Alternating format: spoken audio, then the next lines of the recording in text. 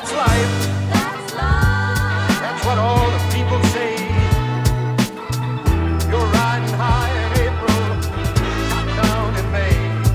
But I know I'm gonna change that tune when I'm back on top in June. I said that's life. Well, no, because you're supposed Oh, to yeah, you're not unboxing. stare at my crotch. You know my goal? I was going to come in here full Bert Kreischer with no shirt on. Wait, so we're recording now? Yeah. And we're doing unboxing. We're doing To kick off the We have pod. a random box that showed up from China in a DHL box, and I have no recollection of what I ordered. I feel like The first thing I opened... I feel like you know. I know because I peeked while we were doing it, but... Ta-da! What is it? Replacement steering wheel control buttons Why do you need them? for the Prius. Okay. Because they were just old and wore out. Yeah. All right. Hey. Hi. Very exciting. What a way to kick off a pod. Nothing more exciting than steering wheel control buttons. You got a drink there? I do. Cheers. So, cheers. I feel like we have. I have not had an old fashioned in a long time. It feels like. What have you been drinking? Actually, you know what? Lies. All lies. I did have an old fashioned last weekend because we went out to a nice restaurant. I haven't drank much lately. But I will say we have a few bottles that showed up that we have not talked about. So we had a bottle of Kisoyama. Yes. You got this? Have you tried it yet? I have not. It's still haven't. sealed. Okay. I believe this was from Brian Roberts. Yes. Your customer, right? One of my customers. Because of the podcast. Yeah, because of the podcast. Look at that. Yeah. I have the random bottle. That is from Justin Silva. Yep. Who I was with this weekend, but we'll get into that. So this is actually pretty good. This is what I'm drinking tonight. Yeah, nice. But it was a little too sweet, so I had to put some more whiskey into it because it was just a little bit too sweet. But it is very good. And then we have a bottle of Glenmorangie, and this was I didn't get that. That was Maddie. That was Team Maddie. This was from Jeremy Owen from the UK. So thank you for that. Oh, awesome. And let's see, I just finished the bottle of Sazerac rye, and that was from Todd from back in the day, from like the first initial bottles that we got. So I just finished that up. Yeah. But yeah, and this is a reminder to anyone who hasn't sent in bottles, who listens to the podcast all the time, that it is always greatly appreciated. And every time I destroy a bottle, I just hope and pray that there's more that show up so I don't have to go to the liquor store and buy any. Yeah. No Patreon for no this Patreon. podcast. This is all free, put on by just Matt and Gary's Goodwill. Yes. Brought to you by Define Concepts. But I will say I had Music. a massive glass started at 9, so an hour before we got on the podcast for me. So I'm feeling pretty good right now. I'm feeling loose. I barely made it here. Yeah, you barely made it here. I made it here late. I made Maddie wait.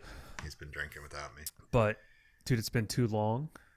And we've been on the phone every once in a little bit. And it sucks because every time we catch up, we just automatically want to story tell. But we can't. We hold back because it's too valuable of content. Well, maybe it's not valuable at all. A lot has happened. I feel like there's been a lot of cars in the shop. I feel like you've been busy. You've sent me a lot of pictures. Woo, yeah. You had some good stories from Tuesday. I want to hear about that first because I've been waiting every day to figure out who you saw. My brain hurts. Okay, so but then it's not in chronological order. It doesn't matter. Catching up, I want to catch up. We're going to Tarantino it. We're going to go backwards to forward. Okay, so I came back from a trip to Tulsa that we will get into later, but I came back Monday midday. I'd been up since like 3 a.m. my time, did a full day's worth of work, knowing that Tuesday night we had tickets for this small 280 seat theater in LA that we like to go to. It's this really cool little venue, and they do a lot of charity events and that kind of stuff. And a lot of the LA locals just go and hang out there, comedians and musicians, all that kind of stuff.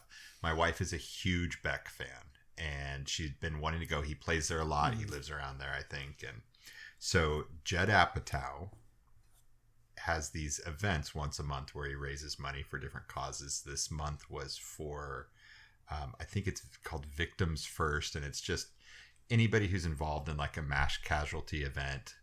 They raise money and help out the families, because after that stuff happens, they kind of forget about a month, forgot about a month later. And so they try to raise money for him. So Judd Apatow was doing this, and he and Beck are friends. And so it was him and Beck, and we bought tickets with that. And then a few days after it sold out, there was we're going to have some special guests swing by. So the evening kicks off, and we're excited. And again, I work a full day, hop in the car. It's, sometimes it's an hour, sometimes it's an hour and a half to get up to LA. So we get in, and we have no clue. I mean, it literally, like, you could throw darts at a dartboard, and it could be anybody. And so we get in, and it starts out, and it's Judd Apatow and Pete Holmes, who's a comedian. You'd probably recognize him if you saw him, but not like glaringly famous. Okay. And then the next one up is Sarah Silverman. Okay. And you're like, Yeah, all right, you're getting there. And then Judd Apatow comes back out, and he's like, I've been trying to get this next performer group to come out for the last 7 years, and it's just never worked out. And you're like, who could this be? Who could this be? And out on the stage walks Jack Black. What? And it's Tenacious D. And I'm not like a huge, I'm sure like, you fanned Jack out, Black right? Fan or anything. Like, I'm not like a huge, like, I don't have any of his albums. Every time I've seen him in a movie or perform, the most amazing performance I have ever seen. Hands down, the most entertaining performance I've ever seen. So they go off stage, and Beck comes out, and Beck does about 5 or 6 songs. And then next thing you know, Jack Black's back out on stage, and Tenacious D's playing with them. And then next thing you know, who walks onto stage? You're like, is that John C. Reilly? Oh, no way. I swear to you. No way. I swear to you. So it's John C. Reilly, Tenacious D, and Beck, right? And they're performing. And then they get to Did John C. Reilly do Walk Hard? No. that would have been He epic. was into it, crazy hair, the whole nine. And then their big close is this great rendition of Summer Breeze. Ooh, right? Okay. Yeah. And out comes somebody else walking on your stage, and you're like, no. Is that Dave fucking Grohl? No. Walks onto stage and starts doing the yacht rock. Like, instead of like the parts of the song, he's like humming along. It's on their website. You can go look at the video from it. Or not on their website. It's on their Instagram, which is Largo, Los Angeles. And you can actually see the song and Dave Grohl walk out. We're like, what the hell? Like, Dave Grohl, who I don't even know that he's been performing. Right. I'm pretty sure they canceled all the shows. And he's literally just hanging out backstage because Beck's there and Jack Black's there and John C. Reilly's there. And so, yeah. Wow. A hell of a close. So, yeah, just the most random, like, literally it could have been anybody. That's amazing. And how many people you said is in the audience? 280. So super There's small. not a bad seat in the house. Like, my shop is bigger than the seating area. Wow. Yeah. That's spectacular. Remember when we saw Dave Grohl? Jay from Bombay. Jay from Bombay. And I'll still say that was one of the best concerts I've ever attended. Foo Fighters, if you haven't seen them live, and it's funny too, because anytime that I've ever seen them on YouTube, like their clips, they know how to put on a show. They know how to entertain the crowd. They got a great catalog of music, and they can just fucking rock out. Yeah. there's like a big festival here in October where it's like Dave Matthews, Alanis Morissette, Sublime with Rome, Dirty Heads, Cyndi Lauper's there. It's kind of a weird random throw in. But that's good. Yeah, it should be a fun time. Yeah. Do you have a copy? Tony Morris, a friend from out here that does a lot of competing in some of the Mecca and Ayahuasca events, he turned me on to this Alanis Morissette like remake. I'll have to send it to you. I'll send you a link to it. It's pretty good. It's pretty vibrant and not. Here,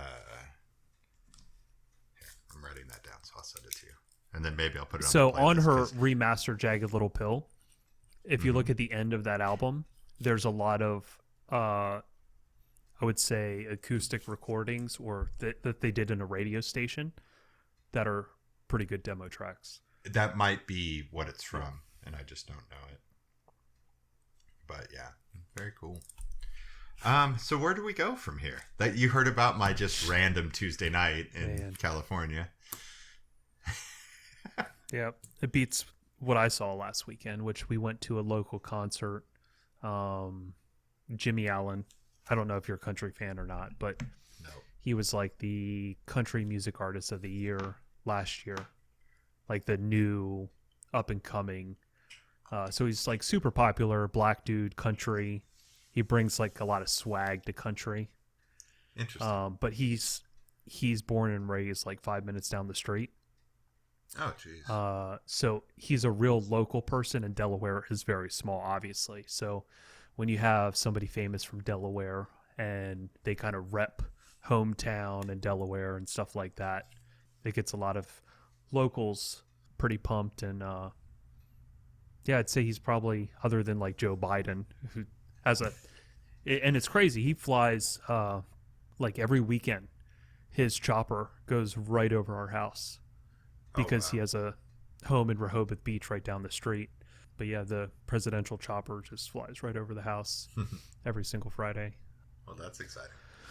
I don't know if it's Jack Black exciting, Yeah, but it's Jack Black exciting is pretty good. And I will say that those little pop-ups are the best. So I was on TikTok the other day and I saw that Bruno Mars and Anderson .Paak, they popped up at the barbershop speakeasy in the Cosmopolitan in Vegas. Oh, gosh. And we were there last year. And that's actually where they filmed The Greatest Showman. So like when they're at the bar, I don't know if you've seen that movie, but they're at the bar and they filmed it in the Cosmopolitan at the barbershop. So you like walk in this barbershop and there's like legit people getting their hair cut. And then they like take you to this side door and then it turns into this massive bar with a full stage, full bar. And it's super intimate, like you were saying, like less than 150 people. And people do karaoke and stuff. And it's one time I've ever seen my wife do karaoke, and she did it at this place in front of everyone. It was nuts. But yeah, Bruno Mars did like a little pop up there, which, I mean, that would have been awesome if you're in the fucking crowd and you're just expecting to see a bunch of donks sing karaoke, and then up comes Bruno Mars and Anderson .Paak. You're expected to see like 9 people do Brown Eyed Girl, and instead you get Bruno Mars. Yeah, that's pretty good. But what else? What have you been up to for the last? I feel like even though we've recorded a few podcasts, I feel like it's been with guests, and we haven't. Yeah, we've done a lot of you know, guests. We haven't done any. Minus the catch up from the expo, which, oh boy, is there some exciting expo news that I can't talk about. Oh, I know. I think I know the same stuff. Yeah, pretty exciting. Watch out for the expo. It's going to blow people's minds. Yeah. But no, I mean, I've been busy. I'm finally wrapping up my project, the Nova that I'm building. And I feel like we're 3 projects behind with you. Yeah, a few. I've been on the Nova for a while because it's like a full interior build for the most part. So, I mean, it's been a lot of fucking work.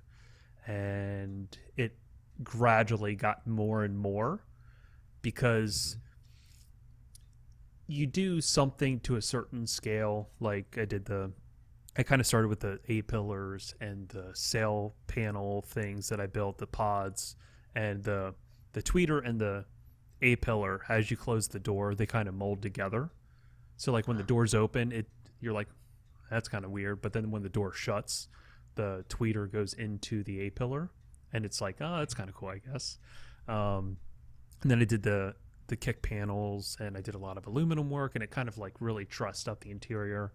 And then I did the trunk, and then kind of went further than we thought we would go on the trunk.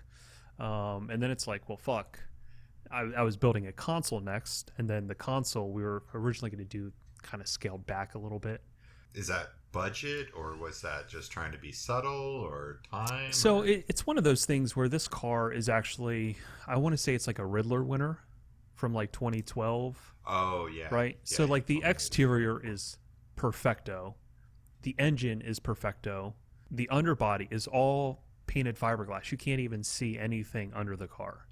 So like the car it's like a $500,000 build. Right. But the interior was done a long time ago, and it's just dated. And I always feel like that, older interiors or interior resto mods, if you will, they're never done to the same scale as the exterior, the engine, the paint, right?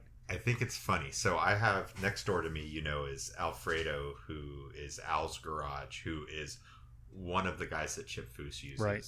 To do his interiors, and literally Chip's car is sitting next door in the shop next to mine. And it is interesting for me to watch the cars that go in there. Right. And all of these people have projects, and they go through, and it always ends up costing more than you expect in the beginning, right? Like, let's say that you budget $100,000 to build a car, and all of a sudden you get, you add the steak or chicken decisions we always talk about, right? Like, oh, well, I might as well spend a couple bucks more. Got to do it right. And you end up at the end, and you've spent way more than you thought you were going to spend. And you get to the audio and the interior, and it's like, well, I blew way more than I wanted to, so I'm going to cheap out here. Like, I watched a car come in that probably had $150,000 into it. And it was really, really nice. And Alfredo comes telling me about how the customer wanted to use vinyl. And he's like, absolutely not. He goes, I will not touch the car if you want to do vinyl. He goes, the labor is about the same for me, whether I use leather or vinyl. But I don't want to be the thing that brought down the level of the car. Right. And when those budget constraints happen, it's really tough. And he's like, I just want to walk away. Like, I don't want to be involved in that project unless I can put forth my best work. And my best work does not involve, $8 a yard vinyl. Yeah, I mean, I agree. So like the big thing with this car is I'm building it for a guy who I've done like his truck before. So it's a repeat customer, but he owns a resto mod company, right? So he'll buy cars that have been rebuilt, or sometimes he rebuilds them himself, and then he will resell them. So this car at the time was kind of the nicest thing that he owned from, I would say, build quality, but the interior was like crap, and obviously the audio is he's crap. Not the original he's not the original builder, owner, no. Right. And so this car is more or less a demo, and I think he's going to keep it kind of as like his personal and not resell it. I mean, he might resell it, he might not, but I'm thinking that he's holding on to this to use to show people what the possibilities are. Because again, with resto mods, you as a client, I think in our climate, you expect the paint, you expect the body, you expect the wheels, the engine. You're never feeling like the interior is like a modern day legitimate electronics feel with that fit and finish that matches everything else. And I don't know why that is. I mean, there's only a few companies out there that deliver to that kind of audience, like Carlson and Tracy Weaver and MTI and some of these other places that build really nice. Jeremy Katz. Yeah. But the main demographic just isn't prepared with all that. And there's really no other company out there, for the most part, that are doing really high-end audio systems with that, right? So, and this car has a really high-end audio system. It has an amazing soundstage. And when I tell you, I haven't even tuned it yet as far as like the EQ and all that kind of stuff. I've just done time alignment to make sure everything, all the drivers work, the amps work. But just doing the time alignment, I mean, the stage is going to be incredible, right? And I always say in anytime that I do older cars, is like, especially when you do an older car, the magic of audio presents itself even more because you're in kind of like these narrow cabins and there's no center channel grill, right? I feel like in newer cars and you see the center channel grill, it's easier to hear that soundstage because you just assume that there's a speaker there in the center. Whereas in an older car, you can tell there's nothing there in the center. Yeah, and usually they're very short dashboards as opposed to it's not deep at all. Yeah. So you're not expecting the depth. Exactly. And when you can create some depth to the soundstage, it's a mind F that you can't. It's a little interesting to get. So I will say, the system consists of Utopia 6s, Focal Utopia 6s in the kick panels, 3.5 mid, tweet on the dash, and then we have 2 Utopia 10s in the back, a Moscone Pro 110 on each 10-inch subwoofer. We have a 210 on the mid bass in the kick panels, and then we have a 410 on the mid range and tweeter. Yeah. How nice is it having that 210 now? Like, oh yeah, the 210 is massive. Yeah, it's awesome. And then we're using a DSP Ultra by Helix with a conductor. I love the conductor's just fucking amazing. I wish Moscone would come out with something as clean and easy to integrate as that. But, it just makes the whole console area that I made with all the new tech just very clean and organized looking rather than having a big controller. But yeah, I'm definitely excited to take the pictures of the finished product. It's always hard for me personally to do older cars just because less is always more as far as like just the design, the cleanliness, and a lot of times not having depth to panels, but I always struggle with that, keeping panels flat, right? The flat is more a timeless look, but I just have a hard time keeping things flat. So the trunk is, I showed you pictures of it with the body lines. Yep. So it's not flat, but it still looks simple, right? It's very complicated in how it's fabricated, but it looks very simple when you look at it. Yeah. So I'm very excited to, take the pictures when it's all done. I think it's going to photograph really well. Excited to listen to it. The biggest drawback of the car is the front seats. So this car was built originally to not drive, right? It was just to be a show car. It was like in the McGuire's booth every SEMA for like 8 years or so. Oh, wow. All the electronics inside of it weren't even connected. So like it had a vintage air system, but it didn't work. It wasn't wired up. Oh, gosh. A lot of the gauges weren't wired up, didn't work. Everything just like lit up for show. So I had to kind of rewire the whole car, which, is going to start out any project behind budget, I think you would say, because there's like a lot of labor to actually rewire the car and make it to where it's serviceable. Like you have all these, there's a front section and a back section with the fuse panel where you can just like see all the modern fuses right there. Super easy to get to. It's not that shit where there's like 100 ignitions tapped off one main ignition wire and nothing's fused and you don't know what the fuck is going on. But the seats, he's going to end up replacing at some point because the front seats are like, they're just made of wood. There's no padding to them. Oh gosh. And really? It's weird because like the headrest, and you'll see pictures in the build log, but the headrest goes straight back. Oh yeah, you showed me this. Yeah. I remember now. And I feel like the person who designed the interior, they did the back seats first, and the back seats, the headrest goes on top of the rear deck, and that's natural, right? There's a natural place for that headrest to sit, but they mimic the back seat design on the front.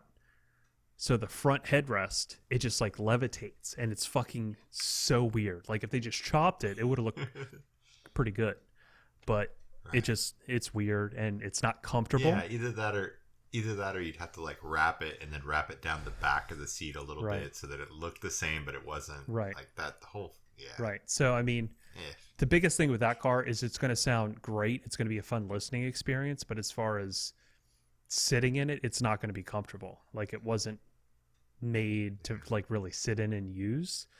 So once that's replaced, the interior will look much better. And the last thing is we didn't redo the door panels.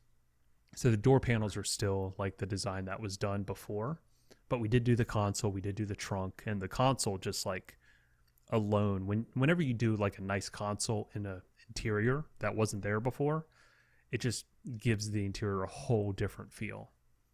Right, and with what you did, it modernizes it quite a bit. So brings it yeah, I'm pretty excited. It was a lot day. of work and a lot of effort and time and stuff like that. But at the end of the day, it's going to be a really good showpiece for any client looking to do a resto mod. That's for damn sure. Very cool. And then you have another old car coming up. Yeah, next. it's a weird for you. Firebird, and it's going to be a lot of work.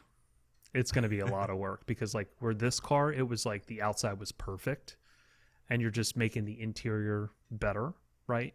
So like in this car, the dash was perfect. The dash looked amazing, but the rest of the interior was outdated.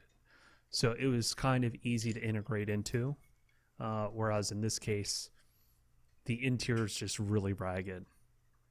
So it's going to be a shit ton of work in order to get it to a certain type of level. Right. And you're doing interior build too on top of the audio, or I believe so. It was just determined. it was just dropped off. Originally, we were going to do a C3 vet, and we're going to do similar to what we did before in the vet that we did of like a year ago. But the vet is more secluded and small and easy to integrate into, whereas this is more a car. It has a trunk. right. It has, big door panels, and it has like an old dash, and it's going to be a lot of work. So this one was just shipped in from Texas, and we'll come up with a game plan after we finish this car. Are you having Tesla withdrawals? Or? I do. I would love to have just a palette reset before two old cars. Just something predictable. How's the shop Tesla? Shop Tesla's in the same condition. We stopped that right before this job. So right before the Nova, we were working on the Tesla, and this Nova came in as more of like a, hey, I got something for you if you can fit it in. So I just went ahead and fit it in. Yeah. So the shop Tesla, it still needs A-pillars, sail panels that I need to make, and then a trunk. But everything else is done. Are you ready for an apprentice, or? I am, and I think we already have him, as in Aaron, a guy that works at Sound Effects. I've been mentoring him for a few years now, and it's gotten to the point where a lot of the inquiries I get, more simplistic jobs that he can tackle, I just give to him, right? So technically they're Sound Effects jobs, but I'll sell everything and design the system. And I'm talking about like a BMW X5 brand new that is getting like a match up 7 DSP with speakers and stuff like that, and integrating everything in, tuning it and making it sound good. And like next week I scheduled a Vanderhall for him, much like the one that I did last year, where he's going to end up doing full audio system, DSP. He's going to make door sills. He's going to laminate the dash with some walnut, stuff like that. So nice. Designed and tuned by Mosaic, installed by Sound exactly. Yeah, that's kind of like dabbling into the engineered in the USA but manufactured in China. Right. But walk that line. Yeah, and those clients know up front though, right? So I always say that he's going to be doing the install for you. Yeah. So what was before the Nova? You were working on the shop Tesla. Yeah, it was the shop Tesla, which was a big job in itself. Yeah, and then what was before that? I did 2 Bentleys in a row. Oh, that's right. I did 2 Flying Spurs, literally back to back. So it's so crazy how that works. Yeah, with videos that trend, and yeah, it just goes one after another. And Yeah, and I'm sure once I post these, I'm like way behind on YouTube videos. So once I post all the videos I'm behind on, because I still have the 2 Bentley videos, I got a Mercedes radar, I got a Tesla Model Y video, a BMW 340. Dude, I got so many videos I got to put out. I just don't have the I'm time. flipping back through pictures because I don't remember everything that we've been doing either. Oh yeah. Man, it's been a busy year. It's been chaotic. It's August. How is it August already? We were just at Expo watching you do magic tricks. That reminds me, I gotta fucking go on YouTube and learn some new tricks for next year. Yeah, definitely. Magic show by Maddie. I still want to do the Matty Ice bit where I just get stuck in a block of ice for the whole expo. Where people walk by me every day on the showroom. They're like, fuck, he's still in the ice. Still in the ice. Man, I don't know. I feel like we've done so much stuff this year, and yet I'm still so far behind. So anything else before I start getting you caught up on all our junk? Nope. Got a Pontiac and then a new Model X. And then I finished the Model 3 Tesla, the shop Tesla. And then I have a Model 3, which is going to be another big job. Like how big? Like over 30K. So pretty big. Like what does that equate to in gear and pretty much the usual Utopia and Moscone Pro. Yeah, it's hard to just when you have a combo like that just works so well. And like, you know, I think there's always the balance of taking up space in the car, you know, and conserving the amount of space in the car while just, you know, you balance quality with space, right? And then the Moscone Pro is just a good, compact, well-sounding solution, right? Because I could also use Moscone Zero, but it's larger, it's less efficient as far as like the power that it consumes. And then same thing with like the Helix C4 amplifier. It's a lot larger, harder to integrate, harder to hide, right? But every design is going to call for a certain option, right? Because some people like to see the aesthetics of something like that, which the C4 is a great option, or the C1 is a great option because it lights up, it looks badass, it has that acrylic top so you can see the internals. You know, I did that in the Model 3 with the Tesla tequila bottle. Those amps sounded incredible. But like I said, for a lot of the type of clients that I generally do, it's more times than not what I'm working on is a brand new car where they want a great sounding car, but they still want functional space or as much space as possible. So it's a lot more difficult to come up with a design like that.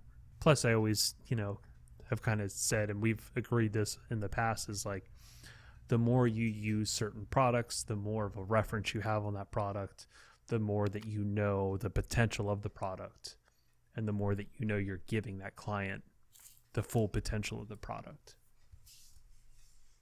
Yeah, for sure. And I think it's funny, you know how I always go back to the golf analogies and the paint. You know, it's more about the golfer and the swing than it is the club, and but nobody wants to use junky clubs. Mm-hmm. And I was at a stereo contest, and I was hanging out with Mr. Andy Waymeyer. Mm-hmm. And somebody was, I don't know who it was. He had been talking to Andy and Andy's son. And he in front of me asked Andy, he's like, so I've read all your stuff. And what else should I be reading? And I looked at him and I looked at Andy and I said, let me answer this. You should not be reading anything else. You should be going out and practicing, right? You should take what you read that Andy wrote. Mm-hmm. And you should practice it, and you should repeat it, and then you should wipe your DSP and start over and do it again. Mm-hmm. And we kind of got to that golf analogy at one point, And Andy said something that was like, it was pretty interesting to me. And he goes, yeah, I mean, you could try it lots of different ways, and you could get a great sounding tune. He goes, occasionally a golfer gets a hole in one, and usually they look just as surprised as you do, right? Like, you might get lucky, right? And do you know why they look surprised? Because it was luck. It wasn't skill, right? Like, that is a great that analogy. was really funny. Yeah. Because the next hole after that, golfer got a hole in one. They're hitting it fucking out of bounds in the woods. You know what I'm saying? Right. Yeah. Comes back to that Malcolm Gladwell 10,000 hours of experience. Yeah. I started looking back to try to see, because my brain's been in so many different places. Well, then let's just get into where you were last week. Well, I kind of want to lead up to that. I'm looking back. So we still have the Camaro that I've had forever, right? It's getting a birthday cake next month, which I'm not real excited about, but it has been kind of set to the side, and I'm not really excited about that. But that client's so bitter if he's listening. No. He's literally the greatest dude, and he's gone through a lot, and we're trying to get this thing done we see the finish line, right? So he came in. Maybe if he comes and brings it a birthday present, it'll get finished. No, the we're actually of the bill. No, we got some. I'll get to it in a second, but I'm looking back through pictures. So I had that crazy machined baffle, and we candied it black and clear coat after clear coat after clear coat, and that was kind of a learning experience, but it came out really cool. So we basically wrapped up the Camaro. I'm looking at, we 3D printed a fused distribution center. I don't know if I sent you pictures of that or not, but I designed this whole crazy piece that takes the 2 inputs from the batteries and then has fuses out for the 6 True Technologies amps and output for all the line drivers and DSP and all that kind of stuff. So that stuff came out pretty cool. We got that thing all done, dialed, the baffle, the woofers finally came in from Acoustic Elegance, and 2 free air 15s, and it's super cool. So we ended up having the trunk. We basically built the steel amp rack that pivots so we can get to all the gains on everything. We have the crazy baffle that's 5 layers of 3/4 inch Baltic birch and machined on 2 sides with the black candy and the clear coat. We have the aluminum frame that all of that bolts in, that ties the rear deck into basically the unibody frame rails. We got everything all in working, and then I had my buddy Neville come over, and he 3D scanned with his bad boy scanner, 3D scanned the whole trunk, and then I went in and drew the kind of the base panels, and then sent all that to Tom, and Tom's doing renderings for it right now. So as soon as Tom's done with the renderings, we'll hop back on it. We'll hopefully have something pretty amazing in the trunk, because the car is, sound wise, it just blows my mind. The resolution on the low bass is just something I've never heard in a car, and I've never tried to do that much free air bass before, right? We've all hung a 8 or a 10 on a rear deck, or a pair of 12s, but to do 2 gigantic 15s and really take the time to seal the car off and deaden everything. I mean, we were screwing around and playing bass CDs on it that we never knew there was that much resolution in the changing of the notes. You just wouldn't hear it in a normal subwoofer system, and it's just it's pretty insane. So that one's pretty exciting. We made a little more progress on the crazy, that special project for the one customer with the horns and the TAD horns and the Bema 10s and the kick panels, and we ended up with 5 Utopia M10s behind the seat. So we'll have a little bit of get down. Yeah, I'm sure that Pro 110 on each woofer. Yeah, Pro 210 bridged on each 10-inch mid-range. Ooh. Yeah. And then we had a Class A, the old Class A Moscone for the horns, and now we're taking a Pro 430 and putting it on the horns. So Yeah, it'll definitely be crazy. Again, that thing's a long term project. We're in it now just to get everything done before it goes for body work, and we're real early, but we're hoping to get that box wrapped up in the next few weeks and get that thing back to him. So, we did a couple of cars. We did a 964 Porsche,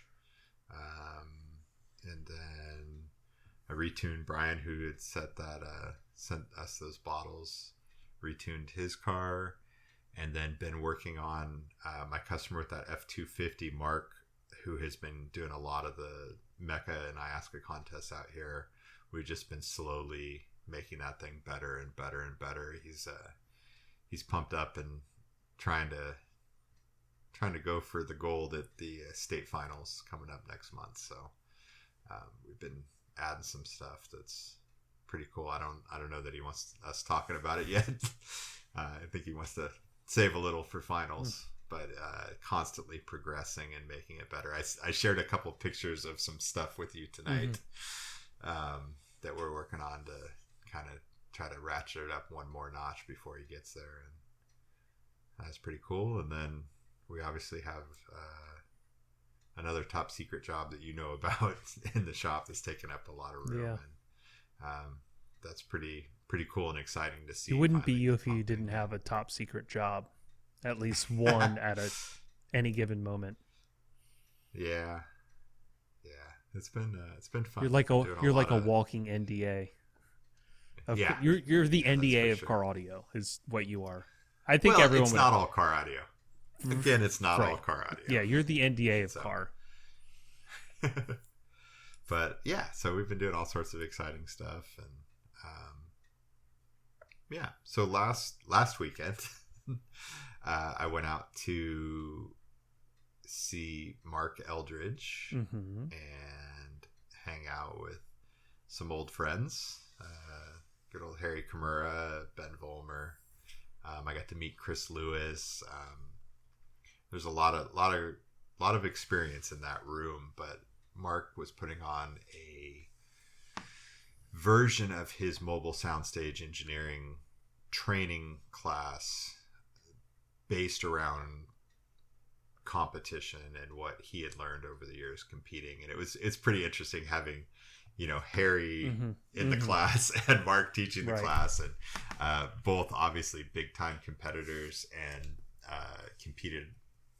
I believe they were in different classes, but there was some overlap. And this follows our last episode with Pate, where and Pate, who definitely had Mark in his sights when he got into competing, and Mark's built his Forerunner was pretty amazing, and and we're just hanging out there, and he's pulling out like all these prototype horn bodies that he tried in the Forerunner, and I'm looking at the handmade like fully billet chassis kicker amps that were in it with the water cooling through. Like, I mean, the most absurd. It reminds you that however far you push things, there were guys that were pushing way harder and just outside the box. And Mark was one of those guys that I always really respected. I got introduced to him pretty early on by John Myers, who's been with Kicker for a long time, and it's just kind of cool to reminisce and see a lot of that stuff, and to listen to what he went through to make those cars sound as good as they could. It was also really cool to sit in a room, and he had 4 reference systems set up, and listening to basically 2 near field setups, one set up for a slightly larger room, and then one set up for a big room, and just listening to those differences. Like in my brain, I can visualize the difference. I believe we've talked about this before on here, but like I very much love a near field recording studio type setup that is very detailed. There's not a lot of room adding into it, but it's very, I would almost say clinical in that it's super accurate, but it doesn't necessarily sound big. Right. And then to be able to switch between and then hear, a 15 with a horn that's filling the room and sounds so much bigger. I mean, you're just A/B switching between like the same material, and within a couple of seconds you can just kind of witness what that does and the difference. And again, I'm a firm believer that there is trade-off in all audio, and that none of those four systems were necessarily better or worse than each other. They were all different, and you could find which of those you liked. The big room setup that just had more low-end extension but maybe lost a little bit of the details, or that really refined super detailed sound, and kind of everywhere in between. So it was really cool. I got introduced to the JL Max tuning setup, which is super cool. I was, I expected it to be super cool. I had heard some things, and actually see it in use, it's pretty cool. I'm very excited. We will have one in our hands next week, or actually this weekend, and so I'm excited to play around with it myself, hands on, and get some time clicking on it and touching up some tunes with it and seeing if it can make a difference for me. Yeah, I would love to try one. I think it'd be good for, a lot of the, well, really anyone, because it's just time saving, and of course it's a tool that you can utilize to, get better resolution and a quicker, A to Z tune. It's going to help anyone, but especially for the people that I would assume that don't have the same type of skill set. Does it kind of does automation or no? Well, so I think I'm totally bummed that when we had Manville on, this hadn't been released yet. He said it was just around the corner. I think he teased it. He was hinting towards it, but he couldn't say it because it wasn't. Yeah. So maybe either we have Manville back on, or one of his guys to kind of run through it, and maybe once I get a little more a little more time behind it, and a little more experience with it, we'll talk some more about it. But it's not that it's going to be super easy to learn if you don't have any experience using an RTA. I have a lot of hours using REW, and I use a certain set of features within REW that work for me, right? The program does way more. It's like Excel. Right. Everybody thinks they know Excel until you run into somebody that really knows Excel, and you're like, I had no clue you could do that, right? Like, and you learn these amazing things. You're manually changing each line, and then somebody comes in here and they're just like, and then every line changes. This little code will grab this cell from 9,000 spreadsheets, from every spreadsheet you've ever created, and populate it here and give you an average, a mean, all of these things. It's pretty nuts. So the really cool, I would say the top two things for me with the Max setup was being able to see phase overlap and wrap conveniently, easily. And the other thing that's really cool is with the VXI amplifiers is that to hit your frequency response curve, it will automatically generate all of your EQ points for you, the frequency and Q, and it will automatically download them into the amp with the click of a button. If you use it to tune a different processor or DSP amp, you'll have to manually enter those filters, or you can have it generate the filters for you, and then you can manually enter them, or you can just go in and say, hey, here's the adjustments I need to make. Where I'm manually coming up with my filters and my approach in REW. I don't have it will auto generate, but I'm manually looking for my approach depending on the DSP that I'm using, on which low Q or high Q filters I'm using and where. So it'll definitely speed some of that stuff up. But the phase wrap visualization is really cool to see, and we all have some tricks that we use to align mid basses to subwoofers, but it's also really cool to see that and see what's really happening, and then seeing it and being able to implement it between the mid bass and the mid range also is a big deal. So very cool. It's pretty cool. So I think we'll try to get Mark on here. So let me know a little bit more about that experience. Like how's the class set up? And So Mark has a small shop. He's actually moving shops before the next class. And just let people know where it's in, located. He's about 30 minutes outside of Tulsa in a town called Bixby, and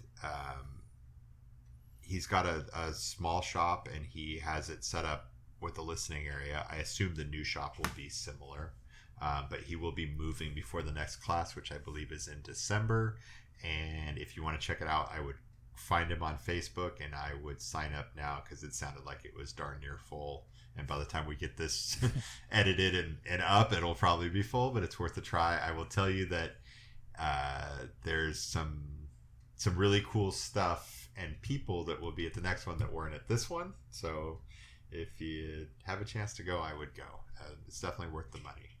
And so it's 2 days. It's okay. two good solid days. And it just, I'm not sure what each normal class, because this one was kind of special and geared towards the competition side of things, not just general tuning and speaker placement. But he goes into depth about like kind of his philosophy and visualizing things like reflections in a car and how he approaches those things. And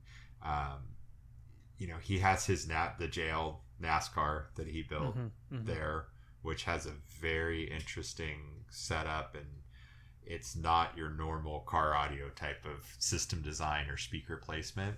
And I was really blown away because some of the techniques that he used and the way that is set up, by the time you get to see it taken apart, contradict, I don't know how to put it, but the way I envision things working, it challenges that.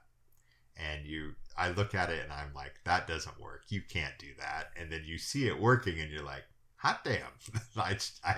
I broadened my visions because of it, and it's really cool.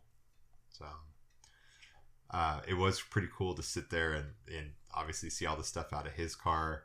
I got to hold one of the custom built kicker 10s out of Alma Gates's Bronco. I got to see the custom built time alignment module from the Bronco. He's got some really cool pieces of car audio history there, so it's definitely fun. And then flipping through the install books, his presentation books from competing for the Forerunner. And without giving any proprietary information away, what was your biggest takeaway? Because you know how, like, when you go to Mobile Solutions training and, like, you're just randomly watching Brian do some shit on the table saw, and you're just like, oh shit, that's fucking clever as a motherfucker. Like, I've never even thought of that. A couple of things. One, it was a very validating experience for me, just to validate a lot of things that I already know. That's good. And just have a little more confidence in them, which was very good and important to me. And then I would say that I think some of the really cool stuff was being able to visualize some of the stuff with reflections, where we had the RTA open and he's creating some scenarios around the test system setups where he's showing you in some comb filtering and some reflection issues, identifying them with the RTA, and then treating them, right? And showing what's possible and what's not. And we all kind of fight with that when you have nulls in a car and you have reflections. And, I think that's kind of what the difference between somebody that can kind of tune a car and somebody who can really make a car sound good is knowing, when to add boost, right? I think the best thing there is trying to figure out where to compromise to make it work for you, because you can always compromise, but you might compromise in the wrong spot. Right. Well, and there are certain people who will never add boost to any EQ, and they'll kill the liveliness of a system sometimes. Yep. Sometimes they won't. There's some people that aren't afraid to use boost and boost way too much.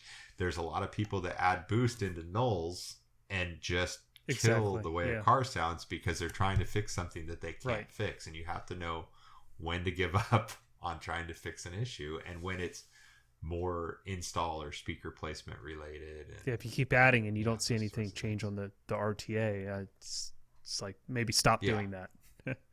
Right. Yeah. Go backwards. Yeah. Yeah. Take it back a step. So, so a lot of that stuff was cool, and the stuff that you wouldn't necessarily take the time to experiment with outside of that scenario, right? Like a lot of us get into that scenario where we get a car done and we need to tune it, and we're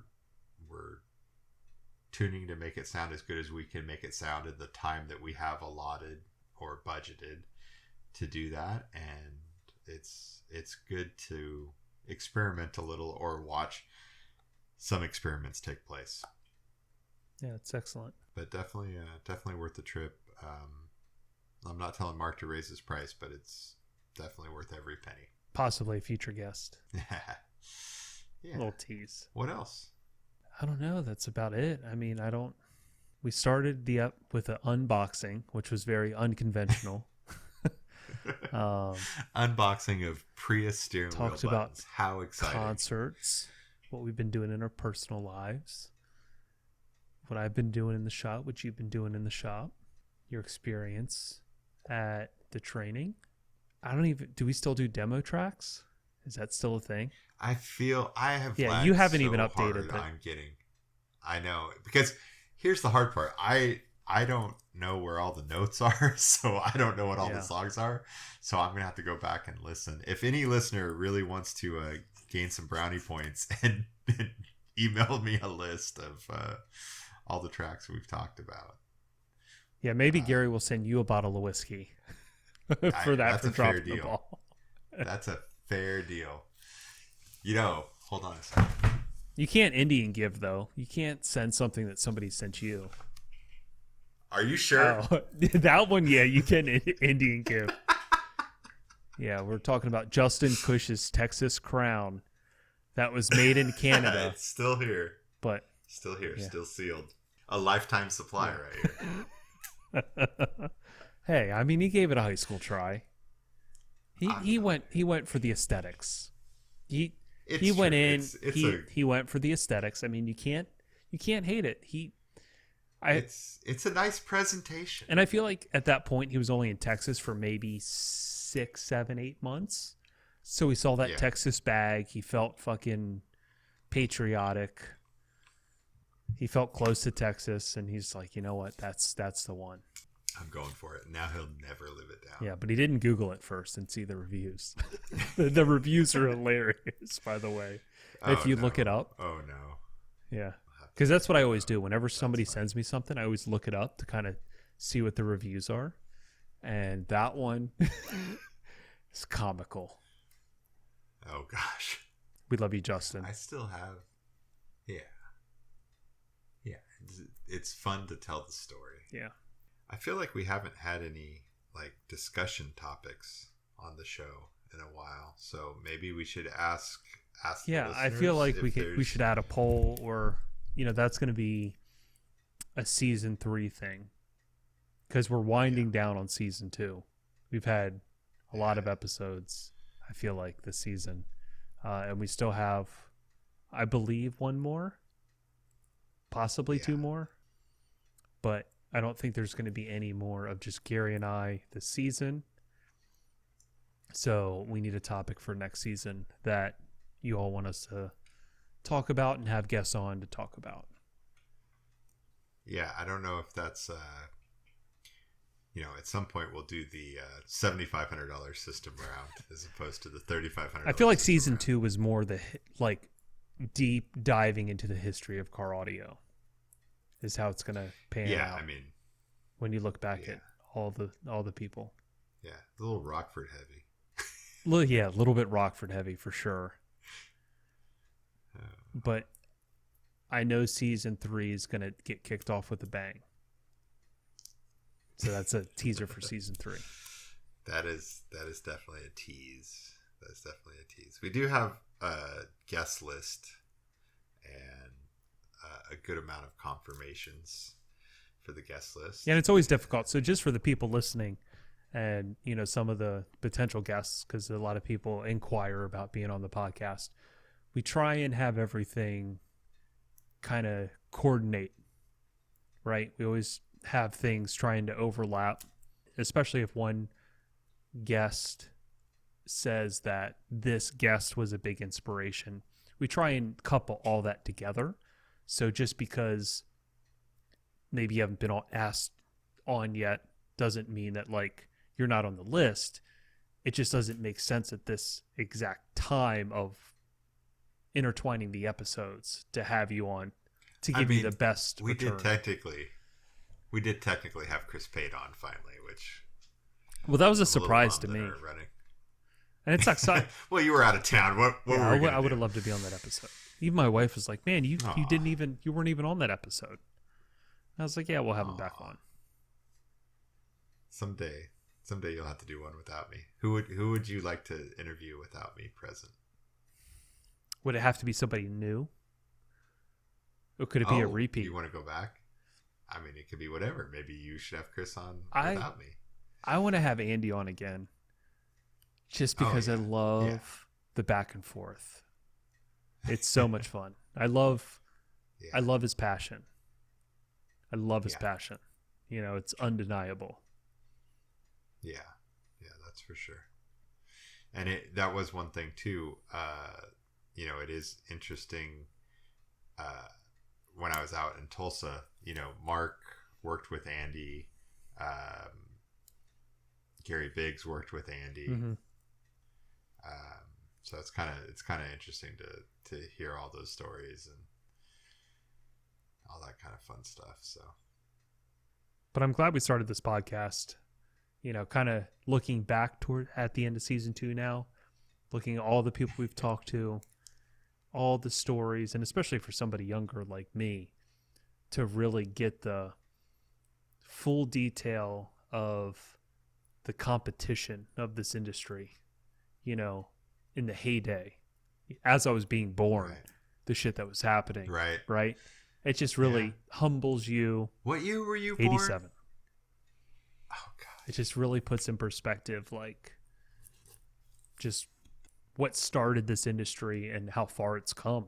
I really feel like I've talked before about how like the Radwood car shows are starting to make this big push, and the like 80s and early 90s scene is kind of coming back. And so I feel like the events that we've been going to from a competition standpoint it has a kind of a resurgence vibe to it. Like I'm running into guys that I used to compete SPL with, and they're like, they're through that, they're done with that, and they wanted to, they never really experienced the sound quality side of things, and they're getting into that. And lots of guys that used to compete kind of coming back and building cars, and they've gone through and had families, and even guys at the training, you hear that same type of story. Like, I was into this in the late 80s, early 90s, and then I got married and I had some kids and did all this stuff, and now I finally have some free time and getting back to it and enjoying music in the car. And so it's kind of cool to see this resurgence of that stuff.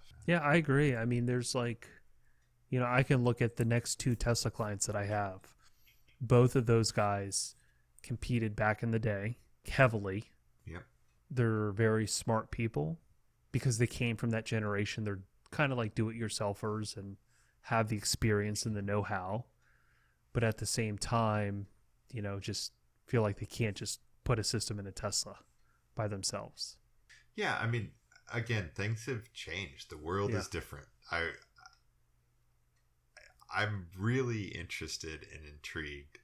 It would be really cool to have like a time capsule competition car that did well back in the day. And then compare it to something today. And again, they were competing in a 2-seat type setup. It's not the same world, but like when I was talking about those differences, listening to the reference systems at Mark, I believe the same type of thing would happen. There are things that those cars did better, but I think that our cars now are so much better technically, right? And that 1-seat, the ability to do a 1-seat car with delays is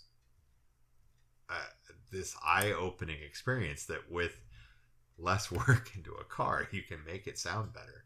And then there are those kind of levels in that, we talk about, Andy and having Andy on, and Andy preaches his way of tuning because it's a tried and true process, and it makes good sounding cars. And he does sometimes put up a fight with the like tweaky toony, like, hey, I can do better crowd, right?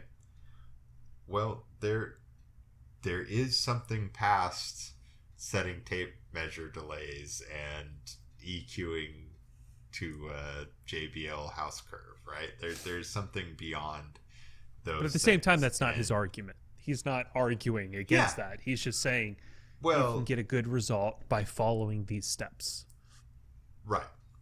And then it is interesting to hear, like, to go to an event like I went to this weekend and to hear and see the difference between good and great in a reference system. And in the competition lanes, there's a lot of guys that have the ability to put, as Mark said this weekend, put points on a score sheet, right? Putting points on a score sheet doesn't necessarily mean it's more enjoyable to listen to. And but we do definitely get some great sounding cars with processors and 1C tunes now that I just don't see a good way to kind of go back. Here's a funny analogy that I think probably holds true to what you were saying about comparing a car that sounded really good back in the day, like the top of the top, to something today. And I think you can kind of make the same argument. So I'll use Jurassic Park, the OG Jurassic Park. When you watch that today, it still holds up. Why does it hold up? Because they used real animatronics that were built, right? So they're not CGIing shit. It's real deal animatronics, a real image onto the display of the TV. Versus when you watch like the newest Jurassic Park, everything's so CGI that you're just like, this shit looks so stupid, right? They've overdone the technology to sour the experience versus utilizing mechanics, I guess, what you have done to the most perfectionist way that you could do it. That will hold up. So I would love to see the same thing of like the best sounding car from back in the day versus the average car, like the average competition car today, and then the best sounding car in competition today.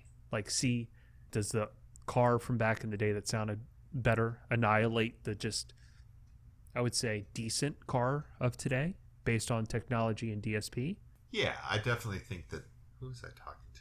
I think it was Jeremy Mullins and I were having a conversation a week or two ago about how the one thing that's lacking from kind of current competition cars is the dynamics. Like when you go back and you listen to a car that had high efficiency drivers and horns in it that was really dialed, and just these cars just had these massive dynamic swings and they hit you in the chest and they would sound good and make you flinch at the same time, right? Like, and that's, you don't get that as much these days. The systems, they kind of went through a phase where it was like competition cars were known for not having any volume at all. Yeah. And they kind of lost that dynamics. But I've gotten a couple of really good demos lately of stuff that just like is rocking, like sounds good and rocking. Yeah, I mean, that's how it should be. You know what I'm saying? Yeah. Like, I never understood sitting in a demo and like, it's just like, all right, put on some Rage now and fucking turn it up, keep turning it up. And I want you to go all the way up without hearing distortion. Like, that's when I think your system is done correctly. I got Harry Kimura's SVR playlist, and I'm looking through it, and literally had Rage on his playlist that he's testing out cars with. I'm like, good, that's awesome. I like to see that because it's really easy for that to go you put on filling in the name of or something, and it's like it's really easy if you have issues in your system. That will I like playing songs in which people are just used to hearing it sound like shit, and then when they hear it sound like they can pick out everything in the music, they're just like, oh my god, like I've never heard this song ever close to this. Right. Now I'm all I have to retune the truck for a show this weekend, and we're finishing up the last of the current round of upgrades tomorrow, and then I'm literally wiping the processor and starting from scratch, and have to go into competition lanes on Sunday. So it's gonna be an interesting day tomorrow. Now, with the modern competition of like IASC and all that kind of stuff, how much do like politics play into that? Because I think there's always kind of politics. a tough question. So I feel like competitions like that, they need the people competing, right? So it's like you have all of these people consistently trying to score higher. And, I used to have a show car back in the day, and I dealt with politics, right? And I think that always just soured me to the competition field of politics, because like, say that there's a guy who has retuned his car 4 fucking times and the same people are judging. Like, at some point, somebody's going to throw him a bone to not discourage him to, like, never come back again. Like, how much does that play into who wins consistently? We talked about that a little bit, right? This weekend we talked about and that's what's always discouraged me. Because, like, I just hate small events that are judged just because, regardless of who you are, I think politics just play into. I don't know. I think that the judges out here, at least, and again, I only know in my. And I'm not accusing here judges of being political. I'm just saying in general, politics always kind of play a role into, at least when I used to show my car back in the day. Yeah, I think that they do a pretty good job, at least out here. And I only have experience out here, but we did review, we were looking at multiple organizations and the way they evaluate and kind of the score sheets and where they allot points and how you can try to add points in certain areas, but you might lose points in other areas. And there are a lot of sections on score sheets where, let's say that you have a 0 to 10 range, or you have a 0 to 15 range. And when you have a 0 to 10 range, what you really have is a 5 or 6 to 9 range, right? Which really squishes the resolution of that judging sheet, because they don't want to give away a 10, because what if the next car sounds better? And they don't really want to judge anything with a 5 because everything there sounds better. They've heard 5 and 5 sucks, and everything there that somebody has any right competing with is going to automatically score a 5 or higher.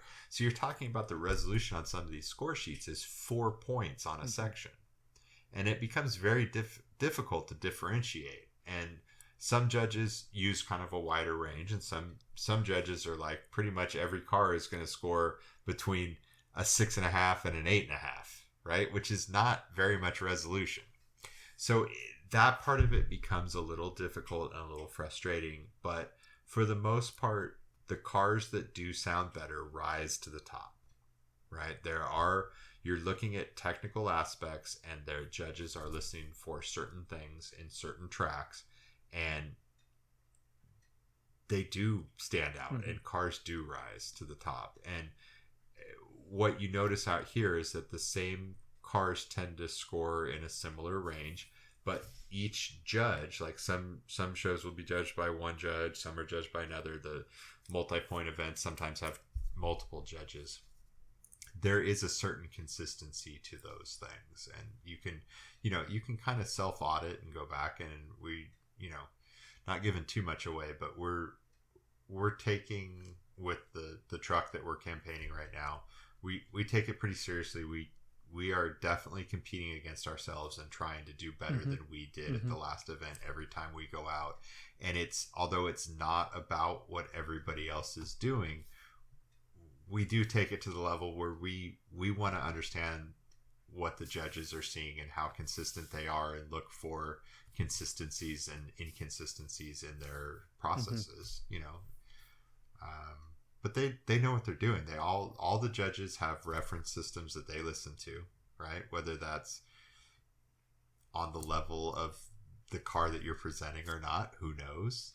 I will say that there's that those guys that judge have listened to those same tracks that they're using hundreds and probably thousands of times. They know those tracks inside and out, front to back, and when they're looking for stage width, they know What exactly expect, the widest they've ever heard. They're looking for a symbol on this track, and when it goes and it's far left, they know here's as far left as I've ever heard that before. And did it get to there? Yeah, well, if it didn't get to the furthest place they've ever heard it, you're not getting full points. Right? It's that simple. And if it is substantially, off of far left, then you're going to score low. And that's the technical aspect of it. But I think they do a good job. I mean, and for the people listening at home, finding a local competition and going and listening to cars is a great way to get experience.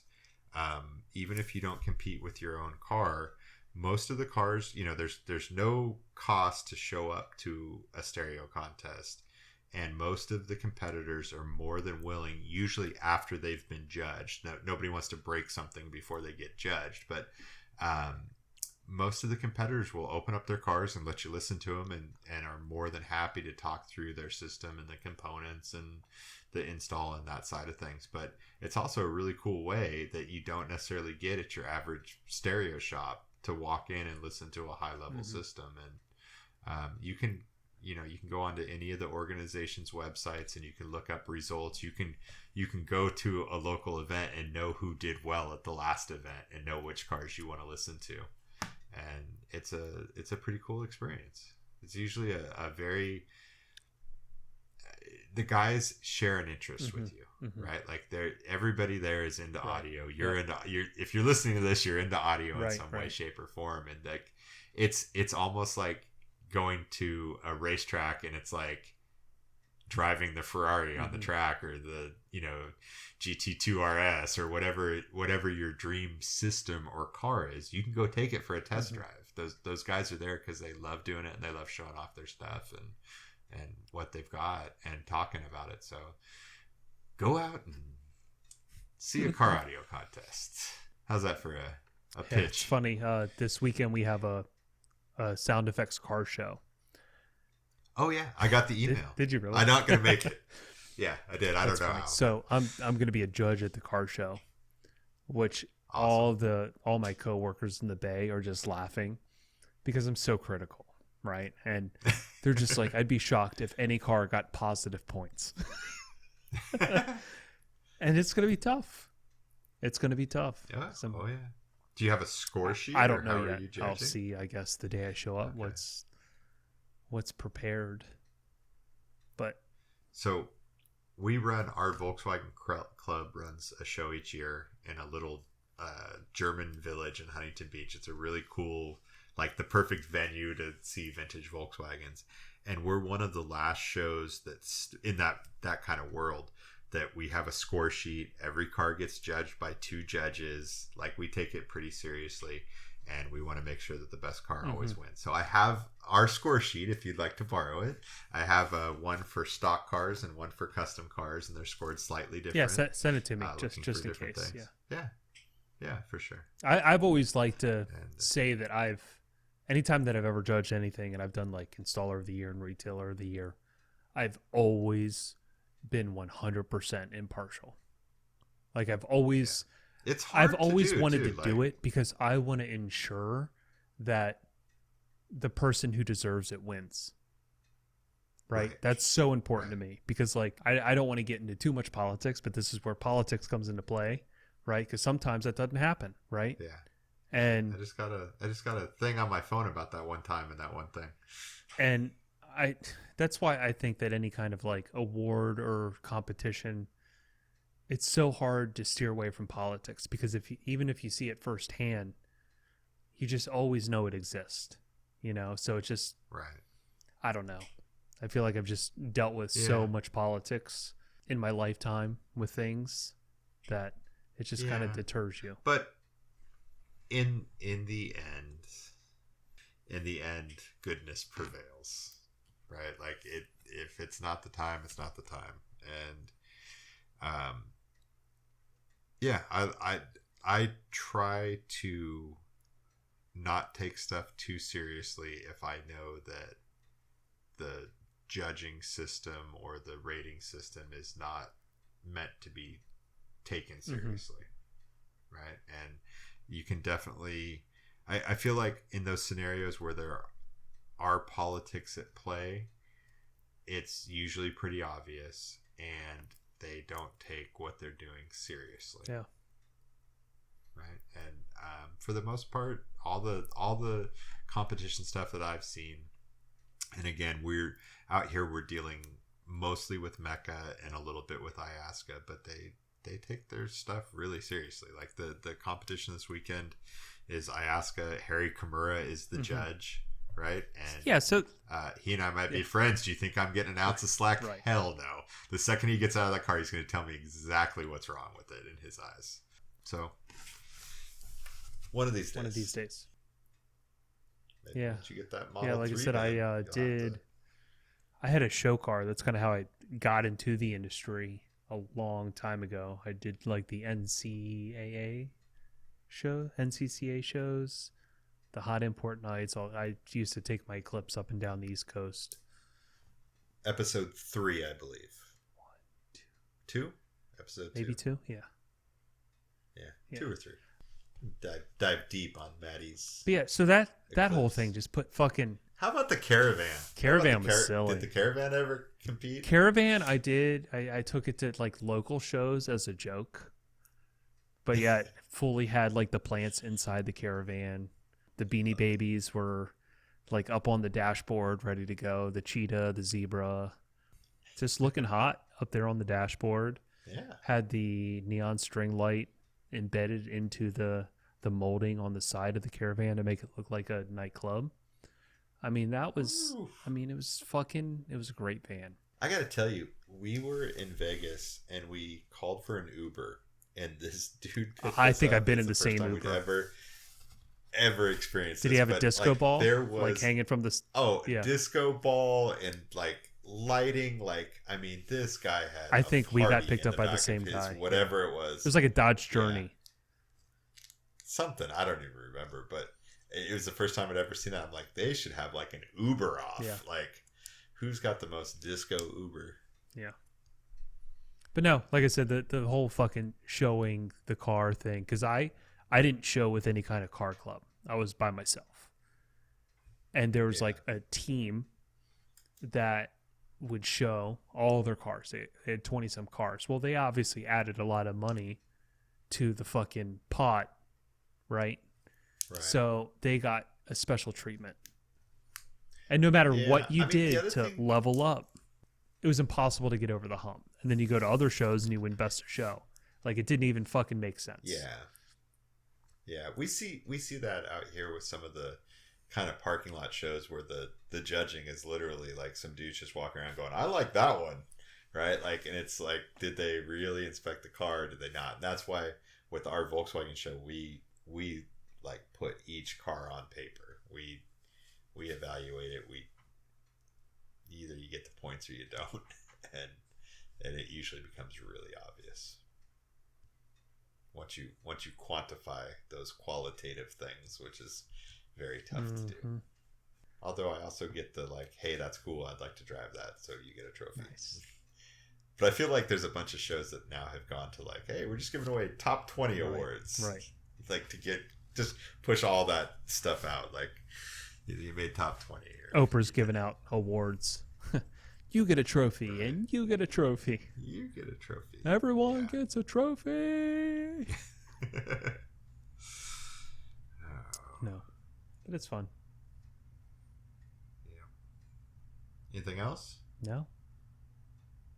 That's it. Are we wrapping this up? Just like I'm going to be wrapping up Nova tomorrow, literally. Wrapping the console. Yeah. Oh, yeah? Nice. Wrapping it and done. I always hate wrapping something that's like really big and awkward. Yeah. One piece? You put a seam in it. So there's breaks in it. There's like this. I know there's breaks on the side. Yeah, the side is suede. The front part of it's going to be carpet. But the main body is all vinyl. So it's just going to be kind of a bitch to wrap. I poly primered it tonight. So it should be ready to sand in the morning.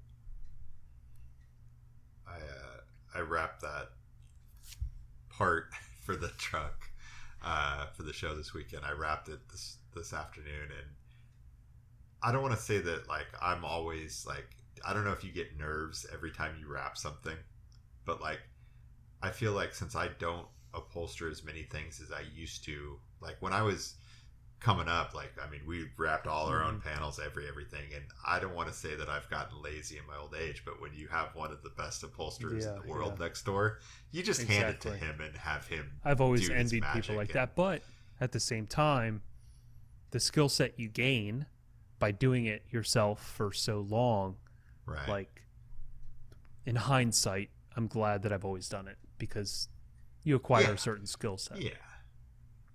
For sure. And like sometimes I'll go to wrap something and it'll be way more difficult than I thought it was going to be. And like there'll be grins in it and I'll just rip it off. Right, that's the other part. Like okay, you understand the limits of wrapping something in one piece, so you know exactly where to put breaks and manufacture design breaks into it. Right. But I still try to push the limits sometimes. Like I'm like, this would be way cooler in one piece. Yeah, I know the console's going to be hard in spots, but it's also coming up with those, you know, clever. I've definitely wrapped stuff in the past where I couldn't wrap it in one piece. So, and then you basically take the upholstery where you got stuck at, then you put it back, and then you take like a fucking Dremel, right? And then you create a line down it in a certain pattern. Yep. And then you're like, oh, well, I guess I'll do, you know, fucking black primary wire in this groove and then continue the suede on the other side to just make it look like it's designed like that. Yeah. I was wrapping that piece this afternoon, and like it was one of those things where like you're like, I'm pretty sure this is really basic, right? Like I'm pretty sure there's no way I'm going to get into trouble on this. And then like when you do it and it was literally like super simple, you're like, gosh, that feels so good that it was like no big deal. Like didn't need any heat, just like it just fell into place and no wrinkles and no grins. And sometimes you create happy accidents. I love happy accidents where it's an accident. What's your favorite happy accident? It might have been the pillars that I did on a white Model 3 that I did that's a show car, and I was trying to wrap it and I couldn't fucking wrap it. And I did the primary wire bit, and then I did the other end in grill cloth where it met with grill cloth. Yeah. And it just looked fucking sexy from the windshield. Like when you look at it through the windshield, it just looked fucking sick. Because if I wrapped the whole thing in one piece, it would have made the pillar look a lot bigger. But because it was split, it made the front of the pillar look super sleek and thin. So it didn't look like it was it didn't look like it was taking up a lot of depth. Because the grow cloth, it looked like a growth. The grow cloth made it kind of hide and become invisible, and then the front of the pillar just looked like this sleek little thing coming up, and that was probably the best. I'm just like, wow, that fucking worked out awesome. Yeah, that's cool. I think my favorite one was the Challenger that we built for Alpine a couple of years back that you saw at CES. We I put a rabbit groove on the trim panel so that I made sure when they did the French stitch on the piece that there was a trough. That it wouldn't stick up. Yes, and I was expecting them to just stretch it over that trough because I made the trough a little deeper than it needed to be. And they actually pressed the stitching down in. So it was like embossed down in just like an eighth of an inch. And it was just the coolest. Like I'd never seen it before. Like I was just like, oh, wow. That is not what I wanted you to do, but that's better. That looks better than I was expecting. It was a cool little accent. I'll have to do that. I'd say most of my, to be honest, I think most of my installs are happy accidents because I have the concept in my head. I think how I've always built things is there's only so much space available to put things in a way that's going to be the most efficient, right? The Nova is a perfect example. I have a power supply that is a 100 amp power supply that's like 18 inches long, 10 inches high. It's a big boy. Right? So it's a fucking monster. And then I have a battery that's the biggest battery that Excess Power makes. It's like, it's probably like 120 pounds. It's fucking huge AGM battery. Jeez. It's massive. And I had these two things, and then I had 4 Mosconi Pro amps, 2 Utopia 10s, a DSP, all the fusing, the distribution, and you have to access everything, right? So it's like you can only put the product in so many places for you to still have access to everything, right? Right. So that is always how I design first. I figure out where I can put the equipment that is going to make sense. And then I start trying to figure out how I'm going to gain access to each individual section that I need. And then I start building panels. So the last thing that I ever build is like the easiest panel to get to, like the last panel. I don't even know what the fuck is going to happen here until I build all of this other stuff. I don't even have a vision for this. So I start everything else, connecting lines, making everything intersect, and then I just build off that. What complements that? Okay. Then I do this, and then I do this, and then I try and make the lines intersect. And that's how I've always built. So there's most of my installs are happy accidents, to be honest with you. So we did, how long was that class? An hour and a half where we kind of went over this whole process. Yeah, the Nova build is like a perfect to the T R class. Yeah. Yeah, those steps repeated over and over again. And how many people that were in the audience there do you think had ever seen, like, what percentage of the audience do you think had that as even a concept in their brain? Or do you think it was new for just about everybody? Maybe 25%. Yeah, I would say 25% of the people in there did jobs on that type of scale where they're totally manufacturing everything, adding equipment in. Well, and I'm saying that kind of process that we laid out about like the putting those steps in order. You make the floor first, and stacking panels, and yeah. I feel like that keeps you moving forward in a positive direction because, to do anything, you have to make a fucking even floor for everything to sit on and bolt to first, right?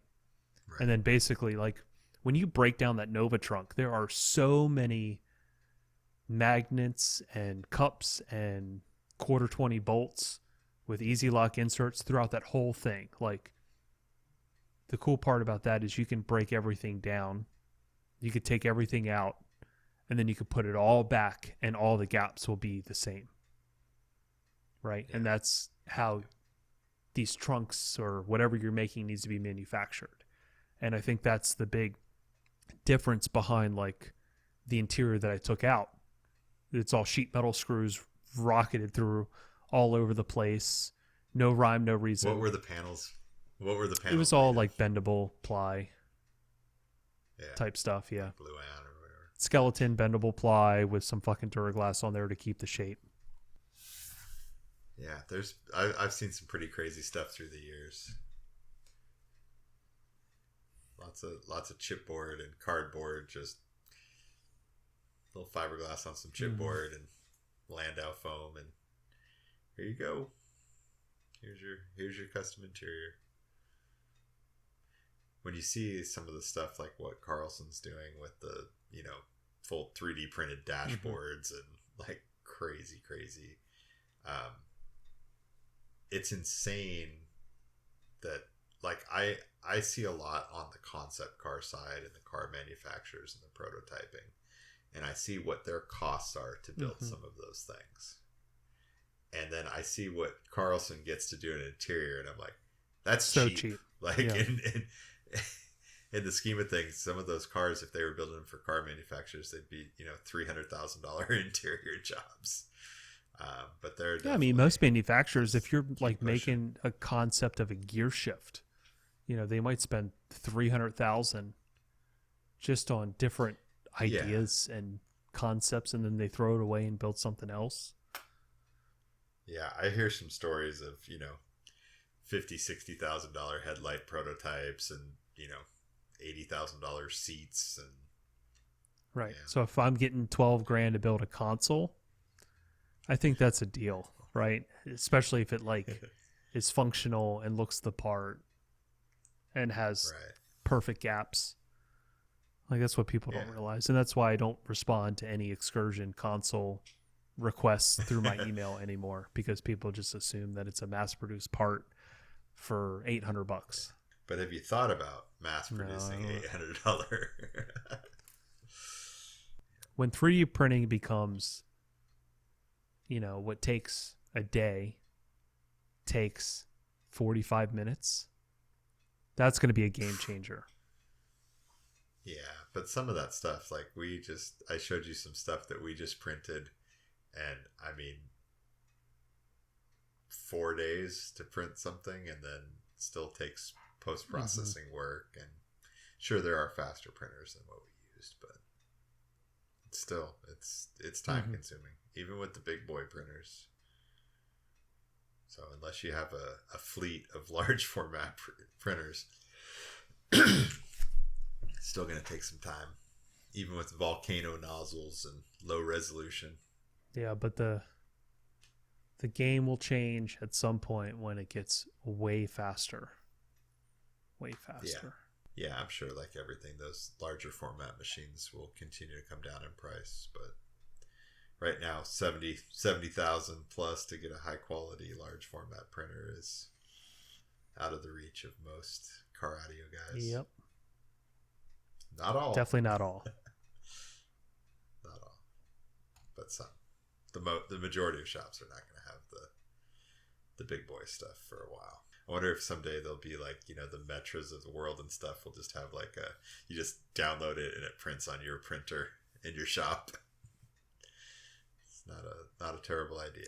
Yeah, a lot of things are moving that way, like the proprietary information. I heard a lot of speculation on like just like the VV NFT stuff, where like they might have a thing where you can download that thing that you bought, like the NFT you bought, and you could 3D print it. Oh, that's sort of thing. Yeah. So many ideas, so much room for tech to grow, and you just always got to stay on the cutting edge. Yeah, I mean, with how fast stuff is accelerated in the last 15, 20 years, like it's going to be insane in another 10. Yep. Like it's that evolution though, that 10,000 hours of experience, because once 3D printing and things are that quick, the people who are like knee deep in Fusion and SolidWorks right now, who know it front to back, I mean, the advantage they have over everyone else is just supersedes, much like laser was 10 years ago. Yeah. Yeah, it's definitely a learning curve. It's one of those things where every time you learn something new, you realize that you're just scratching the surface on the capabilities. Yeah. Just like we were talking about before with the Excel spreadsheet guys, and all the CAD software is the same exact way. Those programs are very robust and do a lot. I'll learn it at some point, but I'm just so behind on life. I know that feeling, but keep pushing. I told you I want you to learn as much as possible so you can give me a crash course in 2 hours the next time we meet. Right. Yeah, I'm getting there. Getting better and better each week. But it's tough. I'm behind on life. I got a kid going into high school. Crazy, huh? Bro, kid going into high school. And the Knowledge Fest baby we had, she's about to go into kindergarten. Oh, gosh. That's how long it's been. Knowledge Fest, baby. 6? 6. 5? Turning 6, 5, yeah. 6. Yeah. Time flies. Gosh, I can't believe that was Mhm. that long ago. Mind-blowing. Mind-boggling. But let's go ahead and wrap this up. Yeah, I think that's good. And we will be back next time with a great guest. We might have already hinted at it. Looking forward to See how many gumshoes we have that can predict who the next guest is. Yeah. And no BS. If you've listened this far and you want to send me the list of all of the songs that I've missed from the playlist, I will gladly send out Not. this bottle of shitty. Oh yeah. Shitty. No, I'm just kidding. I will send somebody a bottle if they go through and do that for me. First person to send me the list. So we can get that touched up, and then we'll get back to demo tracks next season. 2 more EPs this season. One that we've been sitting on that we haven't edited yet, and then the next one that we're doing. Oh yeah, that'll be a really good Yeah. back to back. And we may or may not have mentioned both of them today. So yeah, may or may not have. see how many gumshoes are out there. I think one is obvious. Why don't you hear that term anymore? Yeah. Gumshoe? Because I don't think there's that many private detectives out there. Like, Hold on, before we end the podcast, I gotta look up the derivation last time of somebody gumshoe. used the word gumshoe, they're like in 1989, a guy used the word gumshoe. That was the last known occurrence. Plainclothes detective, 1906, from the rubber-soled shoes they wore, allowing stealthy movement, which were so called from stealthy. 1863. Gums, rubber shoes, is attested by 1859 from gum. There you go. Didn't we start out at some point where you were gonna give us like an old fashioned word of like the giggle week, water? I think we threw that one out there and then never looked back. Yeah. Gumshoe. That is intriguing though. The rubber-soled shoes were made from gum, which made them walk around silent. All right. Silent detectives gumshoes. Love it. I never knew that. All right. See you all next week. And I